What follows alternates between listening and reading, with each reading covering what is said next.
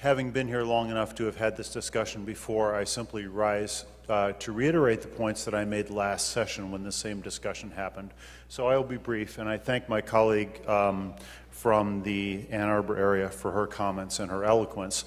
Simply put, I want to make 3 points to this body before we vote on this. The first is that we all know that federal regulations are a floor, and however angry anyone might want to be at the federal government or rail about the code of federal regulations is really beside the point. What we need to do in this body is determine how we are best going to govern this state. And if federal regulations are a floor currently, and if we adopt this bill and essentially then make federal regulations not only a floor but a ceiling, I would suggest that we have abrogated a significant portion of our responsibility to regulate our state properly. Delegation has its uses, my colleagues. I would like to point that out. We all have employees. We all have people who we delegate work to. We delegate work as a body to regulatory agencies, and a bill which strips them of the ability to use their brains and their expertise, I suggest, is simply bad policy. The second point I want to make is that although we all love the idea of government by laws, not men, and maybe particularly now more than ever, the fact is that human beings are always involved in lawmaking processes.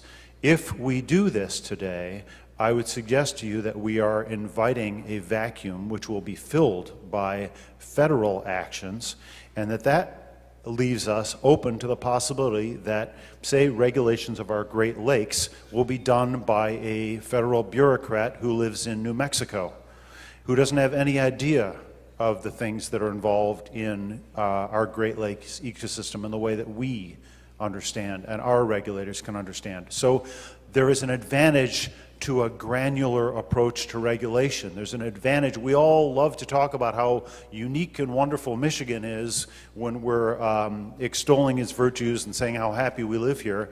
And with all due respect to to the suggestions from the bill's author, we live in a complex world, and railing against the complexity of the world we live in, I don't think is a productive response to our obligation to acknowledge the complexity of our environment, to acknowledge the complexity of the difference.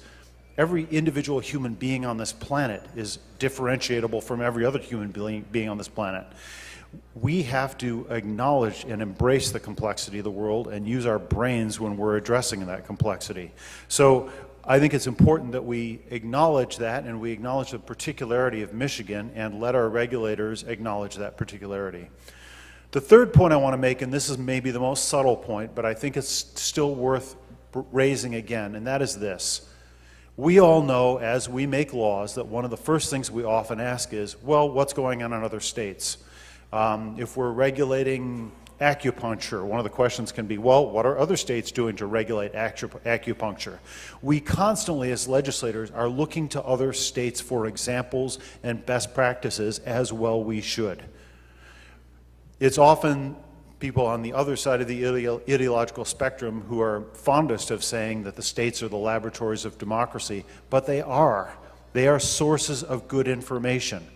If we pass this law today, what we are essentially doing is withdrawing ourselves from that laboratory on the regulatory front. And that means that voting yes on this bill isn't necessarily on that front a harm to the people of the state of Michigan, but I suggest it is a harm to the people of Ohio. It's a harm to the people of Indiana. It's a harm to the people of Illinois. If we stop analyzing, examining, and figuring out how to regulate well in this state, we are doing a damage to the collective body that is the United States of America. Thank you, Mr. Speaker.